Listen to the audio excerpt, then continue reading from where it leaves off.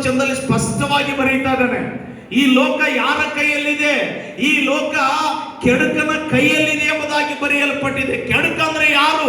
ಕೆಡುಕನಂದ್ರೆ ಸೈತಾನನು. ಅಂದ್ರೆ ಸೈತಾನನ ಕೈಯಲ್ಲಿ ಈ ಲೋಕ ಆದ ಮೇಲೆ ಲೋಕದಲ್ಲಿರುವಂತ ನಾನು ನೀನು ದೇವರ ವಾಕ್ಯವನ್ನು ಯಾವ ರೀತಿಯಾಗಿ ನಾವು ಅರ್ಥ ಮಾಡಿಕೊಳ್ಳಬೇಕು, ದೇವರ ವಾಕ್ಯವನ್ನು ನಾವು ಯಾವ ರೀತಿಯಾಗಿ ತಿಳಿದುಕೊಳ್ಳಬೇಕು, ದೇವರ ವಾಕ್ಯವನ್ನು ನಾವು ಯಾವ ರೀತಿಯಾಗಿ ಧ್ಯಾನಿಸಬೇಕೆನ್ನುವಂಥದ್ದು ಕೂಡ ಬಹಳ ಪ್ರಾಮುಖ್ಯವಾದಂತ ಸಂಗತಿಯಾಗಿದೆ.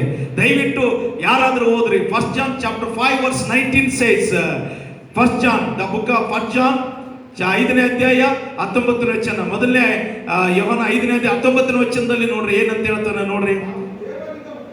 ನಾವು ದೇವರಿಂದ ಹುಟ್ಟಿದವರೆಂದು ಲೋಕವೆಲ್ಲವೂ ಕೆಡುಕನ ವಶದಲ್ಲಿ ಬಿದ್ದಿದೆ ಎಂದು. ಈ ಲೋಕ ಯಾರ ವಶದಲ್ಲಿ ಆದಂತಾರ್ರಿ? ಯಾರ ವಶದಲ್ಲಿ ಅದ ಹೇಳ್ರಿ? ಸೈತಾನನ ವಶದಲ್ಲಿ ಅದ. ಅವ ವಶಪಡಿಸಿಕೊಂಡಿದ್ದಾನೆ. ಈಗ ಲೋಕದಲ್ಲಿ ನಾವು ಇದ್ದೀವಂತಂದ ಮೇಲೆ ನಾವು ಜಯಿಸಬೇಕಾದ್ರೆ ದೇವರ ವಾಕ್ಯದಿಂದ ಮಾತ್ರ ಸಾಧ್ಯ. ಬೇರೆ ಯಾವುದರಿಂದ ಜಯಿಸಕ್ಕಾಗದಲ್ರಿ. ದೇವರು ನಮಗೆ ಆಯುಧ ಕೊಟ್ಟಿದ್ದಾನೆ. ಯಾಕಂದ್ರೆ ಯೇಸು ಕ್ರಿಸ್ತನು ಕೂಡ the book of Matthew chapter 4 ಅಲ್ಲಿ ಕೂಡ ನಾವು ನೋಡ್ತೇವೆ. when Jesus Christ was tempted with the Satan, ಏನಂತಂದ್ರೆ he was defeated with the word of God ಎಂಬುದಾಗಿ ನಾವು ನೋಡ್ತೇವೆ. ಅಂದ್ರೆ ಯೇಸು ಕ್ರಿಸ್ತನು ಕೂಡ ಸೈತಾನನಿಂದ ಶೋಧಿಸಲ್ಪಡುವಾಗ ದೇವರ ವಾಕ್ಯದಿಂದ ಮಾತ್ರ ಸೈತಾನನನ್ನು ಸೋಲಿಸಿದನಂತೆ. ಇವತ್ತು ನನ್ನೊಳಗಡೆ ನಿಮ್ಮೊಳಗಡೆ ದೇವರ ವಾಕ್ಯ ಇಲ್ಲದೆ ಹೋದರೆ we cannot defeat our problems, even our temptation, ಯಾವುದೆಲ್ಲ ಸಮಸ್ಯೆಯನ್ನು ತೆಗೆದುಕೊಂಡು ಬರುವಂತ ಆ ದುಷ್ಟ ಶಕ್ತಿ, ದುಷ್ಟನಿದ್ದಾನ, ಅವನನ್ನು ನಾವು ಓಡಿಸಲಿಕ್ಕೆ ಸಾಧ್ಯವಿಲ್ಲ. unless we won't meditate the word of God, ಅಂದ್ರೆ we won't give a priority to the word of God. ಅದಕ್ಕೆ ದೇವರ ವಾಕ್ಯಕ್ಕೆ ನಾವು ಪ್ರಾಮುಖ್ಯತೆ ಕೊಡಬೇಕಾಗಿದೆ. we need to meditate the word of God day and night. ದೇವರ ವಾಕ್ಯದಲ್ಲಿ ಬರೆಯಲ್ಪಟ್ಟಿದೆ. ದೇವರ ವಾಕ್ಯವನ್ನು ರಾತ್ರಿ ಹಗಲು ನಾವು ಧ್ಯಾನಿಸುವಂತವರಾಗಿರ್ಬೇಕಂತಾರೆ. ರಾತ್ರಿ ಹಗಲು ಧ್ಯಾನಿಸುವವನು ಏನಾಗ್ತಾರಂತೆ? ಅವನು ಧನ್ಯನು. ಇಂಗ್ಲಿಷ್ ನಲ್ಲಿ ಹೇಳ್ತಾನೆ, one who meditate the word of god day and night, he will be blessed. if you want to bless, ದೇವರಿಂದ ನೀನು ಆಶೀರ್ವದಿಸಲ್ಪಡಬೇಕಾದ್ರೆ ದೇವರ ವಾಕ್ಯವನ್ನು ಹಗಲು ರಾತ್ರಿ ನೀನು ಧ್ಯಾನಿಸುವಂತವನಾಗಿರಬೇಕು. ಅದಕ್ಕೆ ಲೋಕ ಕೆಡುಕನ ವಶದಲ್ಲಿ ಆದ.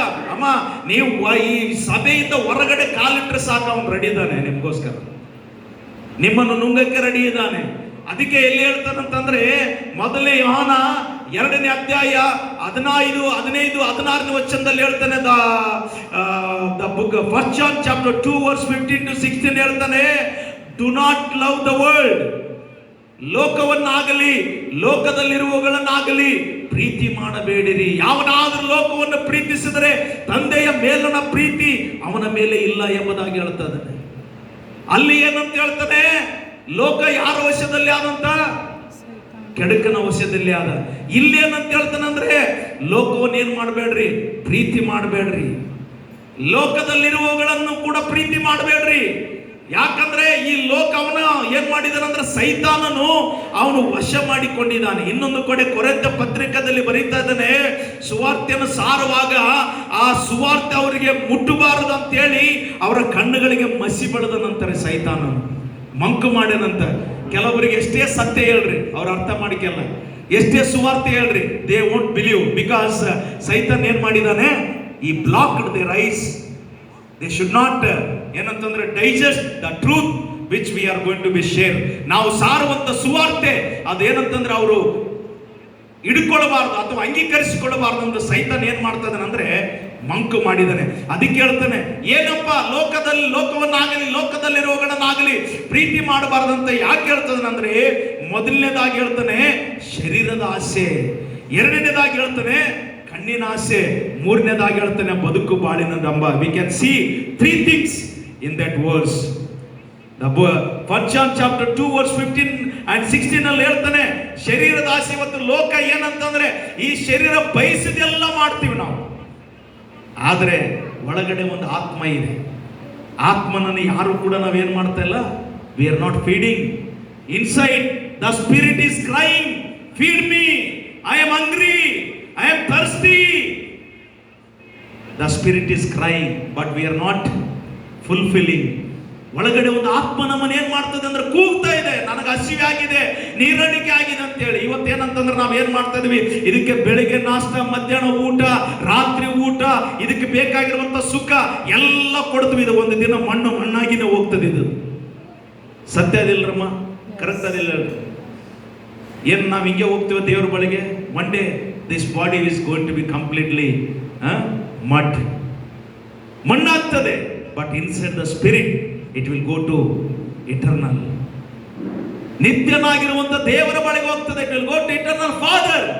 ಆದ್ರೆ ನಿತ್ಯತ್ವದಲ್ಲಿ ಸೇರ್ಬೇಕಂದ್ರೆ ಈ ಶರೀರನ ಮುರಿಬೇಕು, ಇದನ್ನ ಬೆಂಡ್ ಮಾಡಬೇಕು. ಬೆಂಡ್ ಮಾಡಲಿಲ್ಲ ಅಂದ್ರೆ ದೇವರ ರಾಜ್ಯದಲ್ಲಿ ನಾವು ಸೇರಕ್ ಸಾಧ್ಯವಿಲ್ಲ. Hallelujah.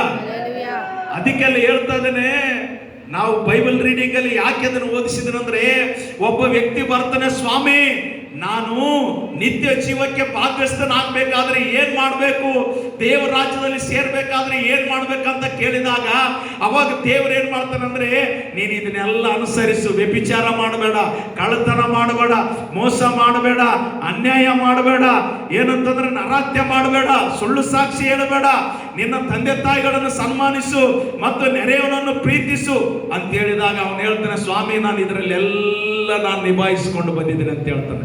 Okay, of course I agree. But ಆದ್ರೆ ಒಂದು ನಿನಗೆ ಕೊರತೆ ಇದೆ.